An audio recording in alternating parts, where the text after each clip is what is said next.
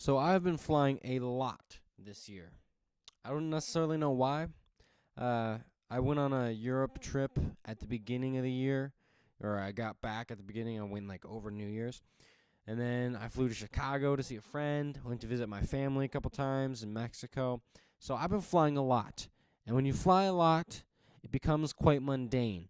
And when something becomes mundane, you start to see the little things you can do to make it better. It's like your daily commute. You know, if you walk this way around the block, it's like 10 seconds longer than if you walk that way. That's kind of where I'm getting with flying. Not to be prideful or anything, but I've noticed some patterns. And so today we are talking about 10 rules for flying that will make your experience and the experience of those around you better. So, tip number 1, check in before you get to the airport. Okay? Uh, I've traveled with people who don't check in before the airport, and you get there and you got to go to that little old computer. It looks like one of those old iMacs, like the big with the round back, and put in all your information and wait for it to print out a ticket. Then at halftime it doesn't work, and some lady's got to come check it for you. No, don't do that. We have computers, we have cell phones. Do it before you get there. Ideally, do it so you can use your phone as your boarding pass. One less piece of paper. That's beautiful. And another tip with that, I guess this is kind of a separate tip. I'm going to make this another tip, actually. Uh, be ready to go through security when you get to the front of the line. Okay? So when you're standing in that security line waiting for the fat TSA agent to go, oh, good. Before any of that goes down, have like your phone, or if you're using your phone as your boarding pass, you can't do this. But have like your watch off, your belt off, your wallet out of your pocket. Put it all in your back. Sorry, put it on your backpack or your satchel. Right? You might not want to open it up and get your computer out because then you got crap all over. But just get everything out of your pockets. Get everything off your person. Keep your shoes on until ultimately necessary to take them off. But make sure you're as ready as possible, and make sure you have your ID out of your wallet and your boarding pass ready. So when you get to that guy, just give it to him. Good to go. If you got the boarding pass on your phone, don't give them your phone. Just put it on a little scanner. Watch what other people are doing. Do what they're doing. This is a good general rule, actually, just in life, right? If you're waiting in line for something, be ready for the front of the line. Don't be at the restaurant, at Five Guys, and then you get up to the front and you're like, oh yeah, huh, oh, I like the, no. Use your time wisely. I was at what airport? Stansted Airport in England at the beginning of the year, and we get up to the front of the line, and this line, mind you, is stretching at least 100 yards or 100 meters, as they would say. No, they use yard. Their systems over there are whack in England. I never know what they're using. But it's probably about 100 yards stretching back. It's like a 30-minute line just to get into security. And to get into security, you have to scan your boarding pass on this little automatic scanner to make sure you can get in. And so I'm waiting in line patiently. It's like 4 a.m. We got a discount flight, so it's freaking early. We're going to Stockholm, I think. And we're going through the line. We get to the front, and there's like one lady or two ladies in front of us. And they get up to this little spot where you're supposed to scan your boarding pass, and they had been chatting, conversing with one another. And they're like, oh, it looks like we got to scan our boarding pass. Okay. And they go rifling through their bag, and here it is. Great. Okay. Beep. Go through. Are you serious? You just made this, and if you add up all the stupidness of people not being ready, that's the only reason that line exists. All that line should be is just walk up there, beep, go through security, woo, done. Didn't have to get there 2 hours early. But no, you do have to get there 2 hours early because of idiots like that. Okay. Anyway, back to flying. To the third tip once you get into the airport, if you are hungry, do not buy that airport food. Find a McDonald's, okay? There are very few instances in life where McDonald's is an acceptable meal, where McDonald's is an okay thing to eat as a man or as a person in general. The airport is one of those times because you always know what you're getting. The thing with those airport restaurants is they're always very expensive and they're only good about 50% of the time. So you're going to spend $15 on a piece of pizza that might be good. No, thank you. Spend $5 on a burger. I know it's more than it normally costs, but trust me, it's the safest bet. It's the best way to go, by far. Fourth rule. Sorry, my numbers are off because I added one.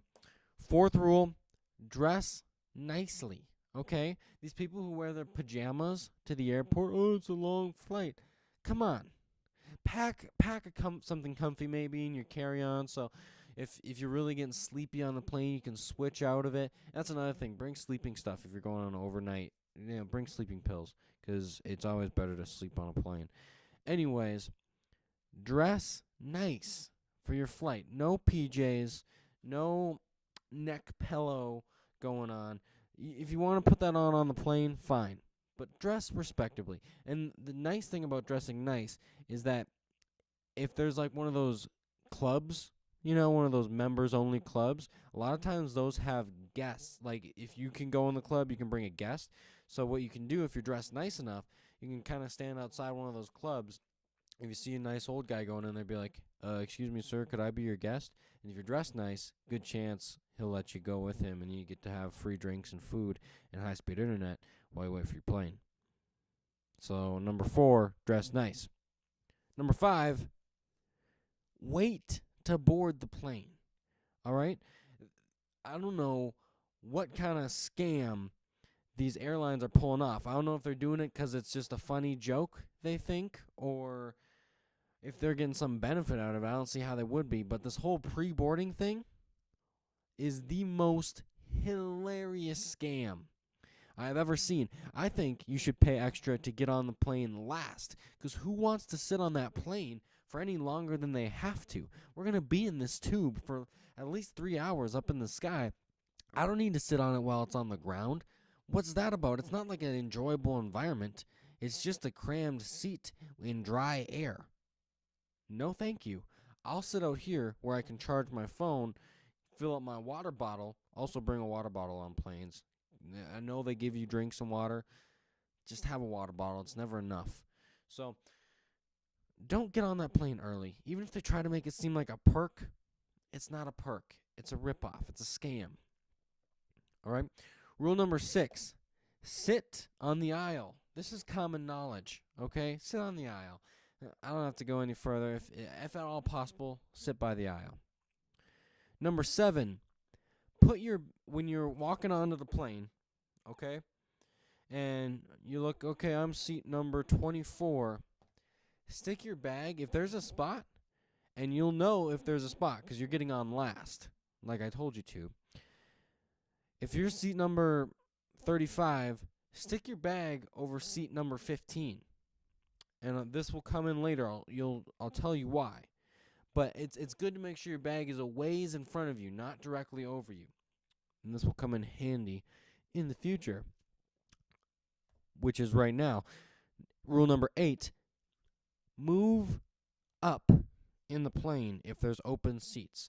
And if you're going on short connecting flights, like I fly sometimes Minneapolis to Chicago, there'll be tons of open seats on those planes. They're just flying them back and forth all day. So there'll be empty spots. And if you can move up, so long as there's a lot of these planes are 3 and 3. If it's a 3 and 3 and there's one guy on the 3 and 3, jump on in there.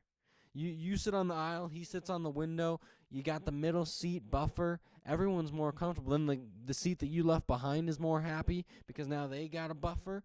Everybody wins. Nobody wins having 2 open seats next to each other. That doesn't benefit anybody. So if at all possible, before, as the plane's taking off and stuff, stay in your seat. But once you get up to that 10,000 feet, and this is important too, don't spread out right away. keep your stuff in your bag. Keep your book tucked away. Keep your phone charger in your bag. Keep everything. Don't move in right away. Because then once you get up to like 10,000 feet, you can pop your head out in the aisle. Be like, oh, there's seats up there. Move ahead. And since your bag is already way ahead of you, no problem. No problem. You'll just grab it on your way off. Easy as that. So move to a better seat if it's available. Trust me, the flight attendants won't get mad. I've flown to Europe multiple times with 2 seats open. So I could go back there and I had the whole little row to myself. Like on a 787, they'll usually do 2 on the sides and 3 in the, or 4 in the middle, 3 in the middle, 3 in the middle. But I've gotten like the 2 seats on the sides of myself. It's awesome. It's amazing. It's like first class. Rule number 9. Don't put your seat all the way back. Have some common courtesy. Unless you're going to go to sleep and the person behind you is going to go to sleep, don't put that thing all the way back. Just have some courtesy. Have some courtesy. You don't need to put it all the way back to watch a movie. Get a little recline on there. And a lot of those seats, people don't know this, a lot of them will fold in to kind of hold your head in place. It's awesome. So then when the plane's going through turbulence and stuff, you just... It's great. Rule number 10. Watch a tasteful movie. Nothing with too much violence or gore, unless you got it on your phone, because then no one else can see it. But, I mean, if you're going to watch a movie with sex or a lot of gore, check your surroundings. I've seen some people do, just like, they'll watch this horrible movie, and I'll be with my little brother and sister, and be like, don't look at that. That's not good. It'll ruin someone else's experience. There's plenty of movies on there. I'm sure you can watch something that's a little more tasteful. And rule number 11. If you're on a big plane, like a 787, there's space in the back to, like, stand up, do push-ups, stretch out. Use it. Because, I mean, and those planes are usually used on longer flights, too. So, like, this last time I flew to London, we were in the very back of the plane. Like, you go like this, and you're touching the back wall. And it was great because we could get out of our seats, and then there's, like, a little 5x5 space kind of by the bathroom there. And I, like, was standing back there talking with the flight attendants. They don't care if you're back there. I did a couple push-ups. I was, like, getting down and, like, doing some good stretches. It's great. It's great. So I think everyone who doesn't fly a lot doesn't realize that the flight attendants don't really care if you're out and about, unless there's like a single aisle and they're trying to get their carts going on. But if it's got space, use it. Make the most. You paid for that space. You paid to use it.